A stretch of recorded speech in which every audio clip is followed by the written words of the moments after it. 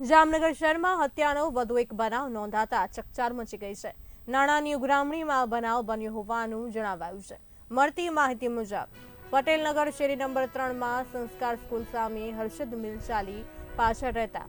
અક્ષા શબ્બીર ઇકબાલ થૈયમે નોંધાવેલી ફરિયાદમાં જણાવાયું છે કે તેણીના પતિ શબ્બીરે રિક્ષાવાળા જેરાજસિંહ દરબારને અગાઉ હાથ ઉછીના નાણાં આપ્યા હતા. આ નાણાં પરત લેવા શબ્બીર રાત્રે જડેશ્વર 4 રસ્તા નજીક ગયા. જેરાજસિંહના સંબંધી ધર્મેન્દ્રસિંહ પ્રફુલ્લસિંહ ચૌહાણ સાથે શબ્બીરની બોલાચાલી થઈ હતી. તે દરમિયાન ધર્મેન્દ્રસિંહના પુત્ર નિરંજનસિંહે એકદમ ઉશ્કેરાઈ જઈને શબ્બીરને ગળાના ભાગે તથા છાતીના ડાબી તરફ એમ 2 ઘા છરી વડે મારતા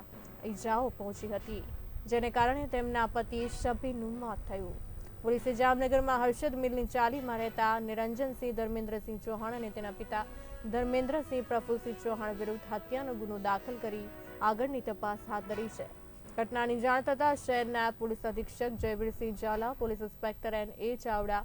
સહિત ડી સ્ટાફ ટીમ ઘટના સ્થળે દોડી ગઈ હતી અને આરોપીઓને ઝડપી પાડવા ચક્રો ગતિમાન કર્યા છે. એની પ્રાથમિક વિગત એ મુજબ છે કે આ કામે જે મરણ જનાર છે શબીરભાઈ ઉર્ફે સદામભાઈ ઇકબાલભાઈ એના દ્વારા એક વ્યક્તિને આશરે 2 થી 3 માસ પહેલા થોડા રૂપિયા હાથ ઉછીને આપવામાં આવેલા હતા અને એના ઉછીને આપેલા પૈસાની ઉઘરાણી આ સદામ દ્વારા કરવામાં આવતી હતી અને એ ઉઘરાણીના ભાગરૂપે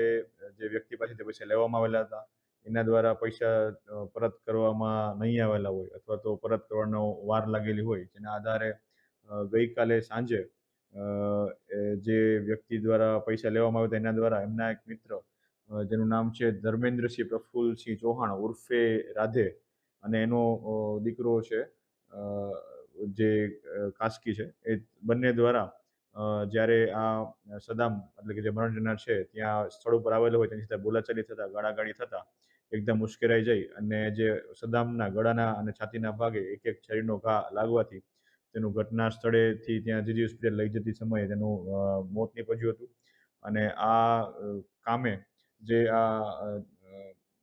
એના ફાધર છે ધર્મેન્દ્રસિંહ પ્રફુલ્લસિંહ ચૌહાણ અને એનો પુત્ર છે એ બંનેને વિરુદ્ધમાં 103 BNS મુજબની ફરિયાદ દાખલ થઈ અને અટક કરવા માટેની પ્રોસેસ ચાલુ છે.